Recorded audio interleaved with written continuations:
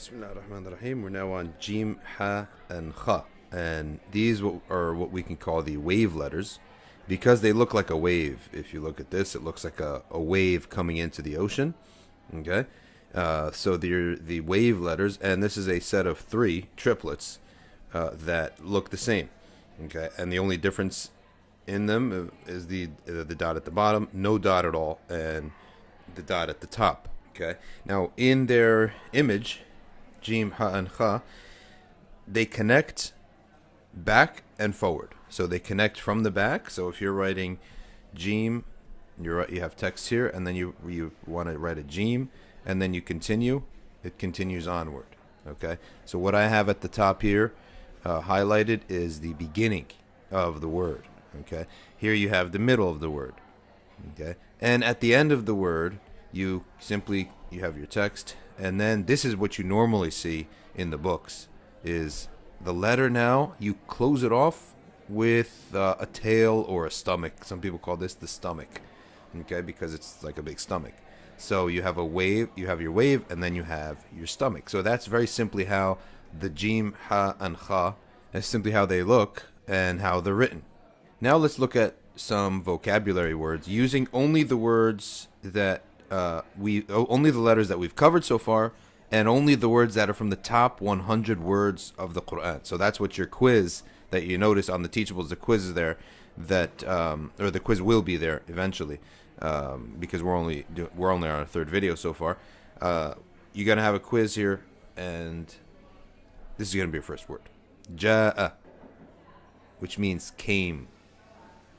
Okay, so you should have a pad next to you and practice your hand moving this, because using your hand to write this down is also a technique of study. And I guess I don't know. I don't think that tapping it into a keyboard or on a screen is as beneficial. But so you should have a pad next to you. The next word you're going to write is ahya, alif, ha, ya, and another alif. So the hamza there on the alif, and then ha, ya, and alif gives you the word ahya, which means to give life. Okay, gave life. So now let's turn to the Quran and look for Jim, Ha, Kha in Surat al-Fatiha. Alright, here we are. Bismillah ar-Rahman ar-Rahim. And immediately, what do I have here? There's your Ha. I'm circling it with my mouse. Okay, you see the wave, and then that Ha is moving right into the letter Meme. Okay, and on top of that, that shape is a short vowel that indicates no vowel. It's called a sukoon. Okay, it indicates that there's no sound. There's no ha, he, hu. So it's Bismillahir Rahmanir Rahim. No vowel sounds. And again, you have it here again. Ar-Rahim. Ha is right there. And the ya, the tooth of the ya is right there. The ya, which is a letter that we studied, and this is the vowel. And under that is a kasra. Bismillahir Rahmanir Rahim. Okay. Alright. Alhamdu. 5 surahs begin with Alhamd. Alright. And Al-Fatiha, of course, is the first of them. And Alhamd here, the ha. Notice how when you're connecting a ha, don't make this mistake of trying to connect the ha from exactly the back. It looks very sloppy. When you're writing it, you should have a pad and a pencil. And use a pencil. Don't use a pen. Okay. When you're writing Arabic, because a pencil is slower. So it allows you to actually not slip up. And also, furthermore, pencil in general is better for note taking because you can erase. All right. So this ha here, notice how they brought the lam and they didn't connect it right away to the ha.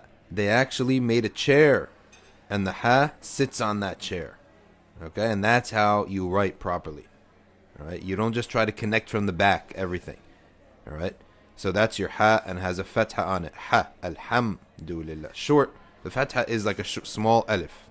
Alif would be alhamdulillah. Right? This is alhamdulillah. Rabbil Alameen. Again, another ha here, and now at the beginning. Even though it's in the middle of the word, but it's in the beginning form because the letter before it, which is ra, does not connect afterwards. So ar-Rahman ar-Rahim, and again, it's the same. It's basically these same 2 words, but you notice they're written very fancily and nicely here because it's the basmala. But here they're written in a normal naskhi script. Okay, and again, ha at the beginning of the word. مالك يوم الدين إياك نعبد وإياك نستعين اهدنا الصراط المستقيم صراط الذين أنعمت عليهم غير المغضوب عليهم ولا الضالين. Okay, so nothing else there. So there you have your ha, and now let's look at Surat al-Kafirun. Surat al-Nas. Alright, so in case your eye wants to see other surahs, alright, let's take a look at this. So let's take a look at this from the top. Surat, there's your waw. We studied the waw. These other letters we haven't yet studied. Surat al-Nas. Now, you see this little thing right here? That's just a detail for beauty. It has no...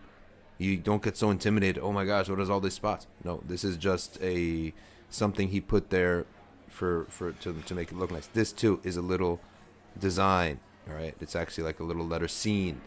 He put it there just to make it look nice. This V right here, nothing grammatical there at all. Nothing part of the language, just to make the surah, to make it look nice. Okay, so we know this well, and we know this alif.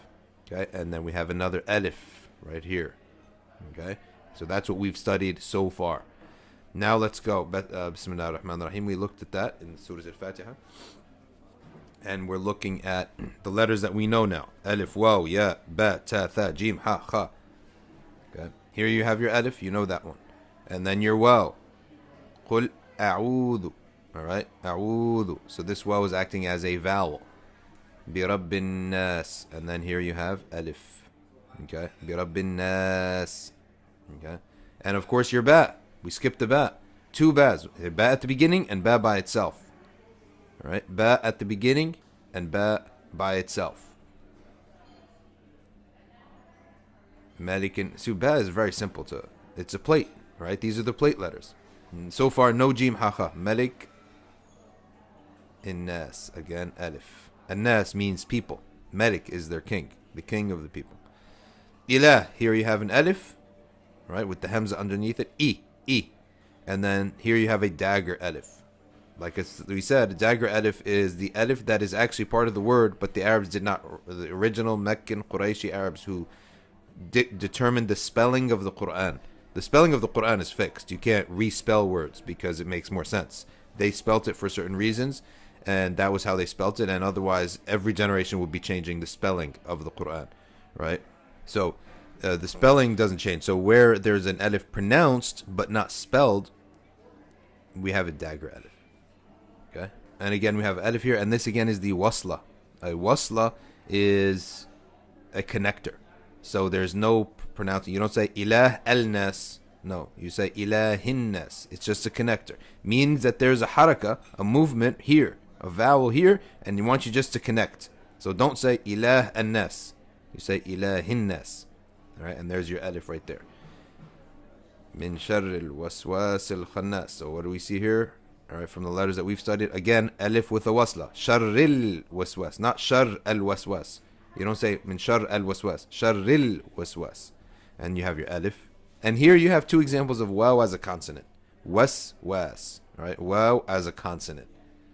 And here you have al khannas, and here you have your first appearance of the kha in your Quranic reading career.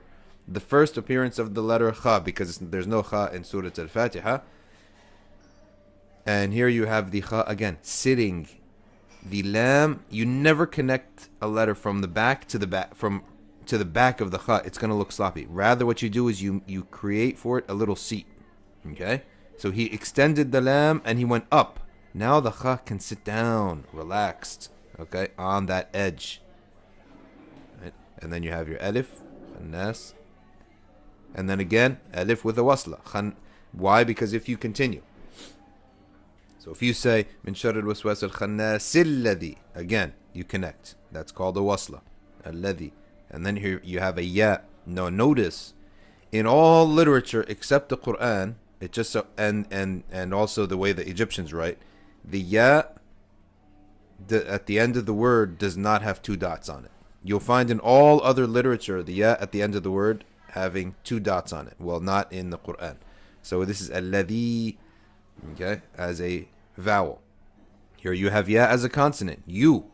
Waswisu. You. Alright. This is the short vowel. This dhamma here, this little waw was a short vowel. And this waw here is a consonant. W. yuwaswisu, right? To whisper. And yuwaswisu is one of those words that sounds like the meaning, right? Yuwaswisu, it sounds like the word whisper. It makes sense that it's the word whisper, right? Yuwaswisu fi. Again, here, this is a connection of fa and ya. This here is fa and ya. I'm going to go into the Word doc and type it out for you, and you'll see what it looks like. This is how fa and ya would be written, okay? So what they do in the Quran, it shrinks a little bit to become something similar to that, all right? And in the Quran, it shrinks, the calligraphy of Naskh, it shrinks even further to be this, okay? So it's shrunken to be fi. This is the word fi, in. He whispers in sudur nas, the hearts, the chests of people. And again, alif with a wasla, sudur nas. And then alif again here. You know the alif by now. All right. And then let's go again. Minal, again wasla. Minal jinnati wan nas. And here you have the lam. Okay. And again the jim, this letter we studied. The jim sitting on the edge of the previous letter. So you create an edge, and the wave letter comfortably sits upon it. Okay. And then again, wan nas, alif again with a wasla, and then another alif. So these are some of the letters. All right, so that'll be the lesson for today. So now we've covered alif, waw, and ya, ba, ta, tha, and jim, ha, and kha. And you have your two vocabulary words, ja'a and ahya. Assalamu alaikum.